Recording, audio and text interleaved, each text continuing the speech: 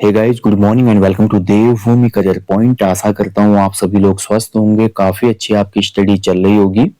तो YouTube channel पे लगातार आपको स्पेशल फैक्ट क्लासेस और टेस्ट सीरीजें उपलब्ध कराई जा रही हैं उत्तराखंड जी के, सामान्य हिंदी और जीएस की। जितनी भी क्लासेस आपको दी जा रही हैं ये आपके UK triple SC and UK PSC की सभी परीक्षाओं के लिए बहुत ज्यादा बेनिफिशियल है। तो इन सभी क्लासेस को आप फॉलो करें, टेस्ट सीरीज को विशेषकर फॉलो करें। और स्पेशल फैक्ट क्लासेस में जीएस वाली, उत्तराखंड वाली जो क्लास है वो और ज्यादा महत्वपूर्ण है, उसको भी आप अवश्य देखें। बाकी इसी टेस्ट सीरीज पे, जैसी टेस्ट सीरीज आपको उपलब्ध कराई जा रही है यूट्यूब चैनल पे, इसी तर्ज पर अगर आपको ग्रुप सी की फुल लेंथ टेस्ट सीरीज चाहिए तो एप्लीकेशन स्टोर पे एक कोर्स है 50 evergreen full length mock test course, जो कि बाइलिंगुअल है, दोनों भाषाओं में। 50 पूरे फुल लेंथ प्रैक्टिस सेट हैं। प्रत्येक प्रैक्टिस सेट में आपको 100 क्वेश्चन दिए गए हैं, जिसमें 20 नंबर की हिंदी के क्वेश्चन है, 10 नंबर की रीजनिंग है, 30 नंबर के जीएस के क्वेश्चन और 40 का उत्तराखंड स्पेशल है। यानी कि आपका 50 पेपर आप करेंगे तो 5000 क्वेश्चन आपके रिवाइज हो जाएंगे। ओके, इसके अलावा 20 टॉपिक वाइज टेस्ट उसमें दिए गए हैं, history, polity, geography, economy, computer, Uttarakhand G K, सामान्य हिंदी के। करंट अफेयर्स की टेस्ट सीरीज भी है, Uttarakhand and national international current affair. इस टेस्ट सीरीज का लिंक इस वीडियो के डिस्क्रिप्शन बॉक्स में दिया गया है, आप डायरेक्ट जाके इनरोल कर सकते हैं। और सबसे अच्छी बात, इस टेस्ट सीरीज की जो वैलिडिटी है पूरे 1 साल तक की है। ठीक है, तो चलिए आज शुरू करेंगे सामान्य हिंदी टेस्ट पार्ट 174। पहला क्वेश्चन देखेंगे। चलिए, निम्न को सुमेलित कीजिए। तो आपको सुमेलित करना है। एक तरफ आपको उत्तराखंड से संबंधित शब्द दिए गए हैं, दूसरी तरफ उनका अर्थ दिया गया है, तो बताना है, इनमें आपको सुमेलित करना है। ठीक है, तो बग्वाल जो होता है, देखिए बग्वाल दीपावली को कहा जाता है उत्तराखंड में, दीपावली। और दीपावली का अन्य नाम है भैलो। ठीक है, तो दीपावली को भैलो भी कहा जाता है। मकरैंग का मतलब होता है आपका, मकरैंग मतलब जो आपकी मकर संक्रांति यानी कि खिचड़ी संक्रांति जो होती है, ठीक है, तो इसको मकरैंग कहा जाता है, खिचड़ी बनाई जाती है इसमें। ठीक है, रिंगाल जो होता है टोकरी बनाने के काम आता है, ऑप्शन ही हो जाएगा। बोक्साड़ी जो है आपका तंत्र मंत्र के लिए जाना जाता है। तो इस हिसाब से आंसर हो गया आपका डी सी ए बी। किस ऑप्शन में? ऑप्शन डी में है। ठीक है, तो राइट आंसर हो जाएगा ऑप्शन डी। चलिए आगे बढ़ेंगे अगले क्वेश्चन। देखिए, आयोग के पैटर्न पर है, मैं फिर बोल रहा हूँ, बहुत मेहनत लगती है इन टेस्ट सीरीजों को बनाने में, यूट्यूब वाली हो या पेड वाली हो। और टेस्ट सीरीज आपको पता है बहुत क्वालिटी टेस्ट सीरीज ही देवभूमि करियर पॉइंट की यूएसपी है। मैं हमेशा बोलता हूँ आपको टेस्ट सीरीज बहुत जबरदस्त मिलेगी, और चीज मिले ना मिले। चलिए अगला देखिए, निम्न में से अशुद्ध वाक्य बताना है आपने, कौन सा अशुद्ध है। तो जो आपका इनकरेक्ट सेंटेंस है वो बताना है आपको। देखिए, हिंदी के 20 क्वेश्चन तो हिंदी में ही आएंगे। ठीक है, तो इंग्लिश मीडियम वालों को ज्यादा मेहनत करने की आवश्यकता पड़ेगी, ये ध्यान रखें हमेशा, क्योंकि 20 नंबर की हिंदी सबके लिए हिंदी में ही रहेगी। 80 क्वेश्चन बाइलिंगुअल आते हैं, जो आपका ग्रुप सी का पेपर होता है उसमें। पहला देखिए आपका, दरअसल मैं ही हिंदी का शिक्षक हूँ। तो यहीं पर पहला ही जो आपका सेंटेंस है वो गलत हो गया, क्योंकि दरअसल शब्द वाक्य में जोर दे रहा है, तो यहाँ पर मैं जो लगा है ये अशुद्ध हो जाएगा। दरअसल मैं ही हिंदी का शिक्षक हूँ, तो ये आपका एक्स्ट्रा है इसमें। ठीक है, तो इससे वाक्य अशुद्ध हो गया। दूसरा देखिए, दरअसल मैं ही हिंदी का शिक्षक हूँ, बिल्कुल शुद्ध है। असल में मैं ही हिंदी का शिक्षक हूँ, ये भी शुद्ध है। कुमाऊनी के प्राचीनतम कवि गुमानी पंत हैं, ये भी शुद्ध वाक्य है। पहला जो ए है इसमें, यह अशुद्ध हो जाएगा। आगे बढ़ेंगे। महादेवी वर्मा जी की किस रचना में पशु पक्षियों के रेखा चित्र प्रस्तुत किए गए हैं।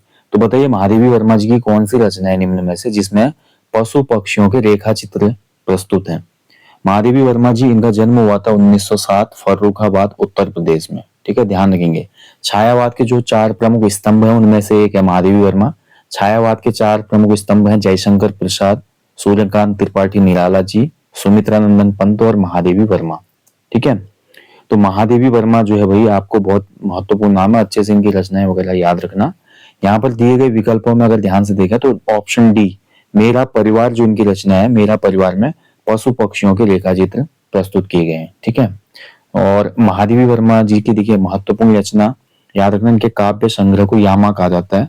यामा में इनका पूर्ण काव्य संग्रह है, और इसी यामा के लिए इनको सबसे बड़ा पुरस्कार जो है ज्ञानपीठ पुरस्कार भी दिया गया था। ठीक है, ज्ञानपीठ पुरस्कार से सम्मानित है, ध्यान रखेंगे यामा के लिए महादेवी वर्मा। हिंदी के विशाल मंदिर की पाणिनि इनको कहा जाता है। ठीक है, चलिए अगला क्वेश्चन है, निम्न में से कौन सा कथन असत्य है। देखिए, एक तरफ उत्तराखंड से संबंधित शब्द है, दूसरी तरफ हिंदी में बताया गया है। घाम का अर्थ होता है धूप, तो धूप को देखिए पर्वतीय अंचलों में घाम कहा जाता है, घाम लग गया बोलते हैं, पहला सही है। पुरखों का अर्थ होता है खेत, ठीक है, ये आपका गलत हो जाएगा। अबेर का अर्थ होता है देर, लूंग का अर्थ होता है नमक, ठीक है, बिल्कुल सही है। पुरखो नहीं होगा, देखिए खेत को कहा जाता है पुंगड़ा, पुंगड़ा, पुंगड़ा, ठीक है, पुंगड़ा या पुंगड़ी कहा जाता है खेत को, ठीक है।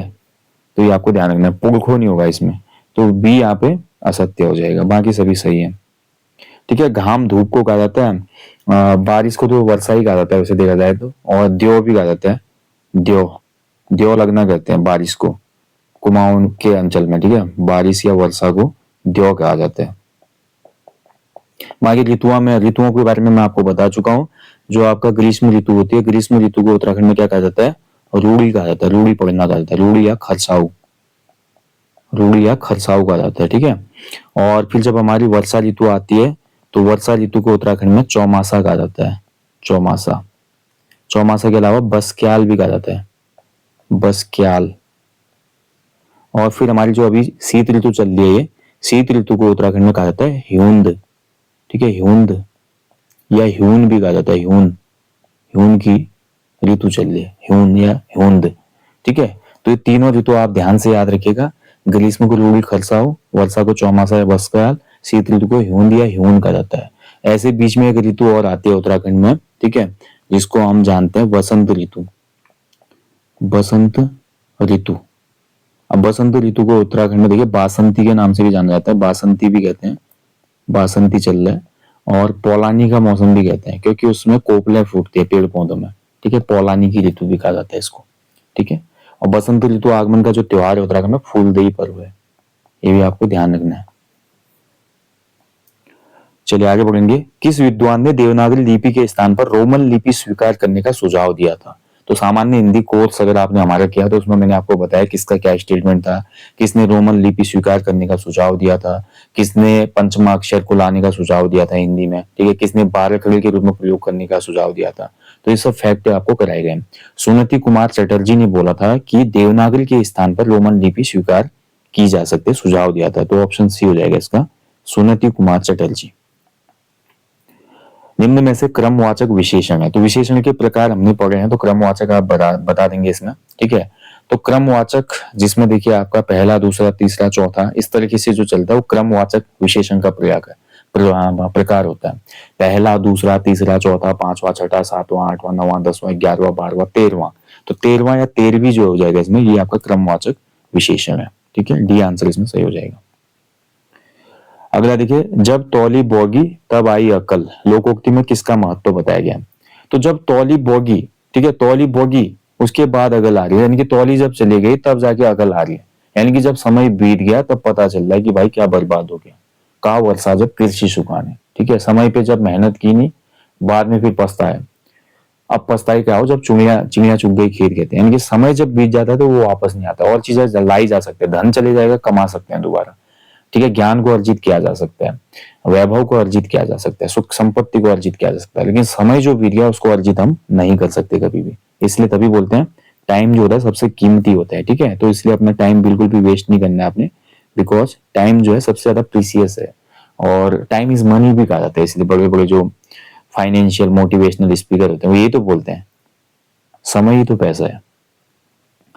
दिए गए विकल्पों में से किसमें अनुप्रास अलंकार का उचित उदाहरण दिया गया? तो अनुप्रास अलंकार का देखिए, अनुप्रास अलंकार आपने पढ़ा होगा ना, क्या होता है बताइए? अनुप्रास अलंकार,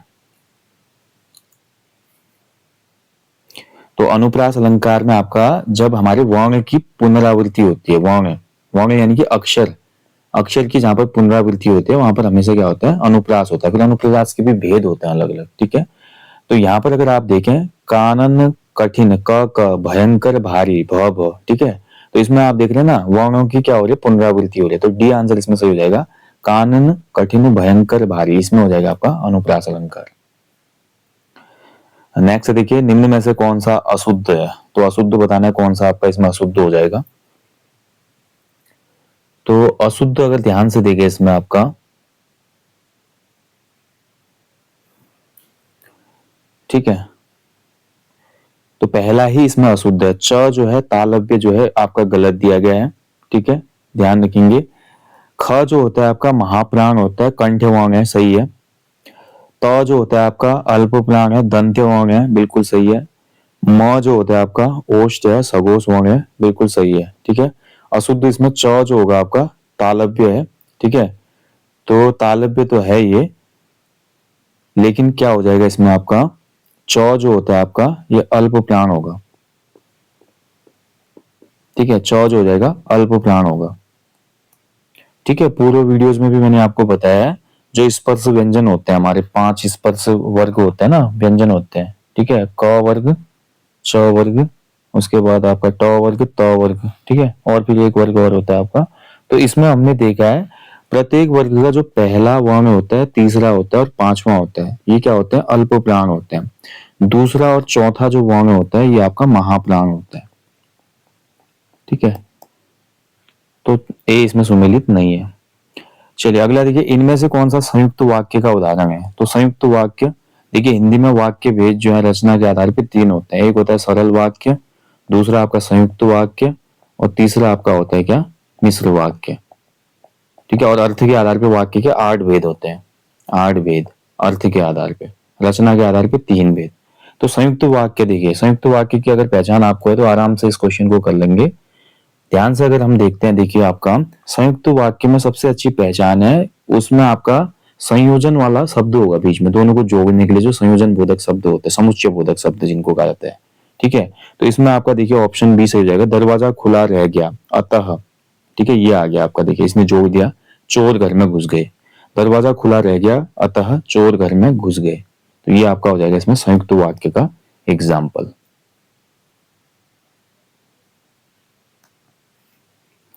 अगर देखिए, अधम निम्न में से किसका विलोम है। ठीक है, तो अधम का जो विलोम होता है, अधम मतलब बिल्कुल बेकार, नीच, ठीक है, गिरा हुआ, और अधम का विलोम हो जाता है उत्तम। ठीक है, उत्तम मतलब अति उत्तम बोलते हैं ना, ऊपर, बिल्कुल ऊपर का जो होता है। तो डी आंसर इसमें सही हो जाएगा, अधम का विलोम उत्तम। संक्षेप में लिखने के लिए किस विराम चिन्ह का प्रयोग किया जाता है। तो देखिए, विराम चिन्ह पर मैंने आपको वीडियो दी है। संक्षेप में लिखने के लिए आपका कौन सा चिन्ह प्रयोग होता है, आपका लाघव चिन्ह। ठीक है, ऑप्शन बी इसमें राइट आंसर होगा, लाघव चिन्ह। जैसे मैं बोलूं डॉक्टर होता है ना, डॉक्टर, तो डॉक्टर को हम क्या लिख देते हैं, डा लिखते हैं, और डा के आगे जीरो जैसा लगा देते हैं, यही लाघव चिन्ह है। ठीक है, और ऐसे अन्य जैसे हम बोलते हैं कृपया पृष्ठ उलटिए, कृपया पृष्ठ पलटिए, या उलटिए होता था पहले, पेपर में लिखा हुआ आता था। ठीक है, तो वहां पर आप देखते थे पेपर के नीचे शॉर्ट में ऐसा लिखा होता था कि, फिर जीरो जैसा, फिर प्री जीरो, फिर ऊ। ठीक है, तो ये होता है आपका लाघव चिन्ह, जो कि बड़े बड़े शब्दों को संक्षिप्त में दर्शाने के लिए प्रयोग किया जाता है। ठीक है, निम्न में से बुभुक्षा का तद्भव शब्द कौन सा है। तो बुभुक्षा जो होता है इसका तद्भव बताना है आपने। ठीक है, बुभुक्षा का तद्भव होता है भूख। ऑप्शन 20 में राइट आंसर हो जाएगा। ठीक है, खाने की इच्छा जो होती है, यानी कि भूख जो होती है, खाने की इच्छा के लिए भी एक शब्द अगर पूछा जाए एग्जाम में, खाने की इच्छा को ही कहा जाता है आपका बुभुक्षा। बुभुक्षा या बुभुक्षा होगा। ठीक है, ध्यान रखना। नेक्स्ट क्वेश्चन है भाई, क्रोध में देवी का रूप विकराल होता है, प्रस्तुत वाक्य में देवी शब्द कैसा शब्द है, बताइए। तो दिए गए वाक्य में आपने बताना है देवी, देवी जो शब्द है किस रूप में प्रयोग हुआ है। तो जब भी क्रोध होता है, आप देवी जो है, देवियों में कई देवियां आ सकते हैं। ठीक है, तो क्रोध में देवी का रूप विकराल हो जाता है, कोई भी देवी उसका रूप विकराल हो जाता है, तो यहाँ पर एक व्यक्ति विशेष के तौर पे सेंटेंस को प्रेजेंट किया गया है, तो इसमें आपका हो जाएगा व्यक्तिवाचक। ठीक है, व्यक्तिवाचक शब्द हो जाएगा देवी। अगला देखिए, निम्न में से कौन सी मनोहर श्याम जोशी की एक व्यंग्य रचना है। तो देखिए, मनोहर श्याम जोशी जिनको हम किस्सागो के नाम से जानते हैं, किस्सागो इनका नाम है। ठीक है, तो महत्वपूर्ण पॉइंट है, याद रखना है, किस्सागो इनको कहा जाता है। और इसके अलावा देखिए, मनोहर श्याम जोशी जी जाने जाते हैं 1984 में दूरदर्शन में जो पहला आपका धारावाहिक डेली सोप शुरू हुआ था, हम लोग। ठीक है, हम लोग धारावाहिक जो शुरू हुआ था, इसका स्क्रिप्ट राइट जो किया था, स्क्रिप्ट जो लिखी थी, स्क्रिप्ट राइटिंग किसने की थी, मनोहर श्याम जोशी। इसके अलावा बुनियाद की भी इन्होंने स्क्रिप्ट राइटिंग की, फिल्मों में भी स्क्रिप्ट राइटिंग की। अब ये पूछा कि इनकी एक व्यंग्य रचना कौन सी है। तो मनोहर श्याम जोशी जी की आपकी 2 महत्वपूर्ण व्यंग्य रचनाएं हैं। एक तो है इस देश का यारो क्या कहना, ऑप्शन 20 में सही उत्तर हो जाएगा, इस देश का यारो क्या कहना। और दूसरी जो इनकी व्यंग्य रचना है उसका नाम है नेताजी कहिन, नेताजी कहिन, ठीक है, ये भी इनकी एक व्यंग्य रचना है, ये दोनों याद रखना। बाकी लखनऊ मेरा लखनऊ इनकी संस्मरण रचना है, संस्मरण है, लखनऊ मेरा लखनऊ इनका। बाकी हरिया हरकुलस की हैरानी और टाटा प्रोफेसर इनके उपन्यास है। और उपन्यास हम जानते हैं आपके इनके बोरीवली से बोरी बंदर, माफ कीजिएगा वो तो सैलिस मटियानी जी का है। उपन्यास कौन कौन से हैं मनोज श्याम जोशी जी के महत्वपूर्ण, जैसे कि आपका हरिया हरकुलस की हैरानी, कसब, ठीक है, कुरु कुरु स्वाहा, और इसके अलावा टाटा प्रोफेसर, हमजाद, हमजाद भी इनका काफी पॉपुलर आपका उपन्यास है, ठीक है। बोरीवली से जो बोरी बंदर बताया मैंने आपको, वो सैलिस मटियानी जी की रचना है, वो करेक्ट कर लेना आप। क्लियर हो गया। इसके अलावा व्यंग्य के अलावा इन्होंने देखिए आपका एक लिखा है, एक रचना और है इनकी, साक्षात्कार, मैंने अभी हाल में कराया था इनकी वीडियो। साक्षात्कार रचना भी मनोज श्याम जोशी जी की, इंटरव्यू वाली रचना जो है बातों बातों में, बातों बातों में, बातों बातों में, ठीक है, क्लियर। तो मेन इनके उपन्यास है हरिया हरकुलस की हैरानी, टाटा प्रोफेसर, कुरु कुरु स्वाहा, कसब, कसब जो है बहुत इंपॉर्टेंट है, कसब, ठीक है। और एक है इनका क्याप उपन्यास, क्याप, जिसके लिए इनको साहित्य अकादमी भी मिला। क्याप जो उपन्यास था इनका 2005 में प्रकाशित हुआ, इसके लिए इनको साहित्य अकादमी अवार्ड भी मिला, ठीक है। इतने आपको कम से कम याद रखना। हमजाद भी इनका एक उपन्यास है। कौन हूं मैं, कौन हूं मैं भी इनका क्या है, एक उपन्यास है, क्लियर। चलिए आगे बढ़ेंगे। विहंगम दृष्टि का अर्थ क्या होता है? आप बोलते हैं ना विहंगम दृष्टि से देखो, बड़ी विहंगम दृष्टि है, तो विहंगम दृष्टि का मतलब होता है आपका सरसरी नजर, ऑप्शन डी, सरसरी नजर इसमें सही उत्तर हो जाएगा। चलिए आगे बढ़ेंगे। द्वाअपी का संधि विच्छेद क्या होगा निम्न में से? द्वाअपी, ठीक है, द्वाअपी। तो द्वाअपी का संधि विच्छेद होता है इसमें आपका दौ धन अपी, ऑप्शन ए बिल्कुल सही है इसमें, दौ धन अपी, द्वाअपी, ठीक है, ऑप्शन ए। अब मुझे कमेंट में बताइएगा कि द्वाअपी में कौन सी संधि है, बताइए। आप लोगों को भी थोड़ा टास्क मिलना चाहिए, कौन सी संधि प्रयोग हुई है द्वाअपी में, बताइए, जरूर कमेंट कीजिएगा। नेक्स्ट देखिए, आंख नहीं, आंख एक नहीं कजरोटा 10-10, ठीक है, आंख एक नहीं जबकि कजरोटा 10-10, इसका लोकोक्ति का अर्थ क्या है? आंख एक नहीं कजरोटा 10-10, इसका मतलब ये है कि आपका व्यर्थ का आडंबर करना, ठीक है, फालतू का आडंबर करना, जिसका अभी देखिए एक स्नातक स्तरीय जो परीक्षा हुई थी आपका, कतरियाट करना भी कहते हैं, कतरियाट, ठीक है, कतरियाट करना मतलब भी क्या होता है? आडंबर करना, कतरियाट या कतरियाट होता है, कतरियाट करना यानी कि व्यर्थ का आडंबर करना, ढोंग करना। कार्यालयी पत्रों की भाषा कैसी होती है? तो ये बहुत सिंपल क्वेश्चन है, आप सभी को पता है जितने भी कार्यालय के पत्र होते हैं इनमें हमेशा फॉर्मल लैंग्वेज का प्रयोग किया जाता है, ठीक है, तो इनकी भाषा हमेशा औपचारिक होती है, ऑप्शन डी राइट आंसर लेगा, औपचारिक भाषा का प्रयोग किया जाता है इसमें। लास्ट क्वेश्चन है, निम्न में से कमल का पर्यायवाची शब्द नहीं है, तो नहीं है पूछ रहा है आपका, तो कमल जो है, कमल का पर्यायवाची दिए गए विकल्पों में जलज भी होता है, सरोज होता है, नीरज होता है। अम्बुद जो है आपका, अम्बुद आपका ये बादल का पर्यायवाची होता है, ठीक है, ये कमल का पर्यायवाची नहीं है, ये बादल का पर्यायवाची होता है, ध्यान रखिएगा, ओके। हाँ थोड़ा इसमें कंफ्यूजन रहता है, देखिए अम्बुद जो होता है बादल का होता है, और कमल का एक पर्यायवाची होता है अम्बुज, अम्बुज, अम्बुज आएगा तो कमल, ठीक है, और अम्बुद द आएगा लास्ट में तो बादल, देखिए एक वहां से अर्थ बदल जाता है पूरा। अम्बुद बादल का पर्याय है, अम्बुज कमल का ही है, ठीक है। इसके अलावा कमल के अन्य और भी पर्यायवाची होते हैं, जैसे पुंडरीक, पुंडरीक भी आपका कमल का ही पर्यायवाची होता है, ठीक है, पुंडरीक।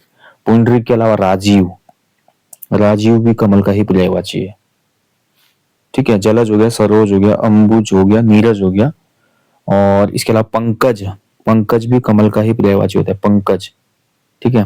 नलिन, उत्पल, बहुत पर्यायवाची होते हैं कमल के, ठीक है, इतने कम से कम याद आपको रखने ही पड़ेंगे, कुछ भी पूछ लेता है एग्जाम में इनमें से, ठीक है। तो दोस्तों ये था आज हिंदी का टेस्ट नंबर 174। उम्मीद करता हूं कि सभी क्वेश्चनों के आपने सही उत्तर दिए होंगे। बाकी देखिए आयोग के पैटर्न पर ही पूरी टेस्ट सीरीज आपको दी जा रही है और बहुत मेहनत लगती है टेस्ट सीरीज को बनाने में, तो आप लोग इसको अवश्य अवलोकित करें और आने वाली परीक्षा में सफलता प्राप्त करें। जो मेरी मेहनत है, मेहनत साकार होनी चाहिए आपकी सफलता के साथ, ठीक है। बाकी हमेशा की तरह बोलूंगा, अपने जीवन में कम से कम एक पेड़ अवश्य लगाएं और लोगों को भी इसके लिए अवेयर करें। थैंक यू फॉर वॉचिंग, जल्दी मिलेंगे नेक्स्ट सेशन में। अपना ध्यान रखिएगा दोस्तों, अच्छे से स्टडी करिए और हमेशा मोटिवेट रहिए, सफलता एक दिन जरूर मिलेगी। जय हिंद, जय देवभूमि।